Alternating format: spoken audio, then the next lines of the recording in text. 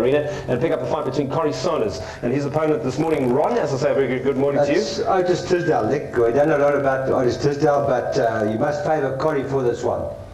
Yeah, so there's a look at those records there, Sanders and Tisdale, and on the face of it, obviously, Corrie should have far too much for Otis Tisdale. Well, I see that Corrie weighed at 229 pounds and Tisdale at 234.5. So, not much in the weight stakes.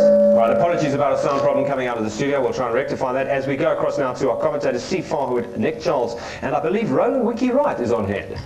The middleweight champion, Winky Wright. Thought you were going to be the man in the middle. I wanted a piece of Winky here, Steve. We want to talk to him as we look at these heavyweights. The referee's Joe Miller. In the red, the southpaw is Corrie Sanders. He is coming forward. Otis Tisdale says he fights low to the ground, is in shape, and can handle the southpaw. Watch their feet, Winky. That's the key against the lefty.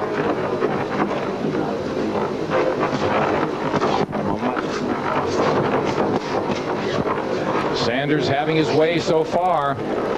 Steve, you notice a little flab there above the belt line of Corrie Sanders, an indication that maybe he hasn't taken Otis Tisdale as serious as he should. Well, remember, he was planning on fighting Danny Williams, a much tougher opponent in a much bigger fight.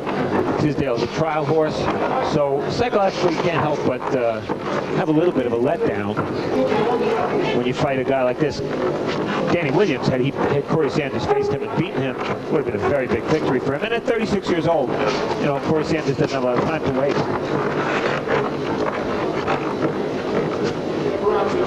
Sanders with his lead left hand carried low. Tisdale content to soak up the punishment and not fight back. So, Winky, which way does Tisdale want to move against the southpaw? You would know.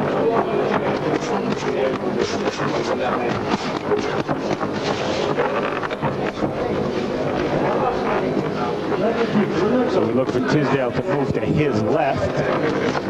Right now, Tisdale's not moving much and not punching much. One more now. There's Tisdale trying an uppercut. Short with his jab, and it's Sanders just walking forward deliberately. Tisdale can't move straight back because Sanders can hit him with a straight left every time. So that's not a place to be against the ropes, but Tisdale's back is right there.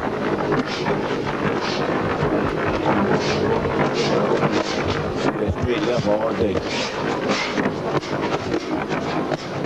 Tisdale offering nothing, just taking the punishment. Not a good strategy against Corrie Sanders because Corrie can really punch. I mean, this is a guy who battered Bobby Ches, who took out Al Cole in one round, who put Hasim Rahman on the floor just before Rahman beat Lennox Lewis. So Corrie Sanders doesn't have to prove that he's a big puncher, and Tisdale just taking shots. He's not going to last long doing that. But Winky, in a critical assumption of Sanders, it doesn't look like he's getting a lot of leverage with his legs. It almost seems like they're arm punches. They're enough to discourage Tisdale, but it looks like he could put a little bit more behind it. Yeah, it looked like he could use his body a lot more to dig into the shots. Like you said, he's throwing a lot of arm shots. Sanders again went 7. He took the best shot, flush on the jaw there. Best shot from Tisdale yet as we close out round 1. Let's go to Corrie Sanders' corner and check in on what's happening.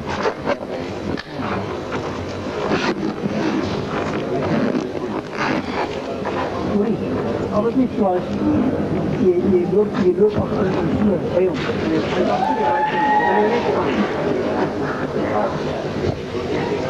Die dat moet krijgen, die keer dat je jabben niet doet. Kun je aan de drie tellen?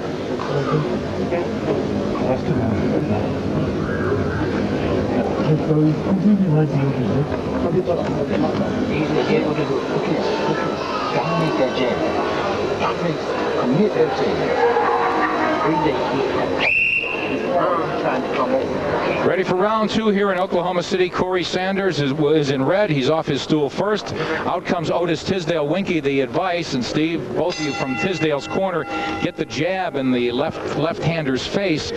you don't often see right-handers even bothering with a jab against a lefty. Yeah, you see, Tisdale is like pawing with the jab. He's not really trying to hit him. He's just sticking it out there to trying to find a range for the right hand. But he needs to use the jab so he can use the right hand. Jab kind of gives you a feel to land the right hand, distance-wise, right? Definitely. So Tisdale not able to set his offense in motion. He told us earlier he would jab and then go right hand over the top and left hook. In a picture-perfect world, he would do that. Well, he scored with a good hook right there, but it seemed like he just one punching. You're trying to hit him with the one big shot, the big hook, the big right hand. It's battered there. And now Sanders going low to the body. Nice combinations. Corrie Sanders with some excellent hand speed for a heavyweight.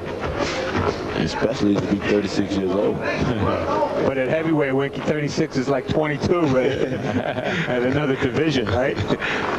Heavyweights never go away. They fade away very slowly. He put nice combinations together. Body, head, and they quick, and they powerful. Wide punches, but Tisdale elects not to go up the middle and offer nothing in return. He's fighting off his back leg, Winky. Yeah, he seems confused. He don't really know what he want to do. But he got caught with a good right hand. He better get off that ropes. He better get off the ropes. He's in trouble now. And Joe Miller has seen enough. Just past the midway point of round 2, a second round TKO for Corrie Sanders, who could still make his tee time, it seems. He's a scratch golfer. Yep, that might have been what he had on his mind there. As soon as he opened up and started throwing more than one shot at a time, you saw what happened. And Tisdale had been stopped 3 times previous, so this is no shock. Kind of a stay busy fight for Corrie Sanders, based on the fact that he was hoping to fight Danny Williams in a big heavyweight showdown. But he did show, you know, good hand speed, good power. I think he needed to be a little bit more mobile, you know, using more lateral movement. But he looked good in this fight. Okay, we send it up to Thomas Triber, who makes it official.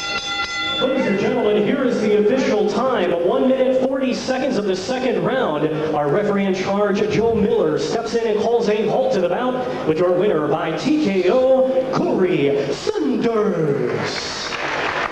Sanders wins easily. We've got some time, fellas. Talk about not yet the state of the heavyweight division, but where Sanders goes from here. He has got to pick up the pace, Steve.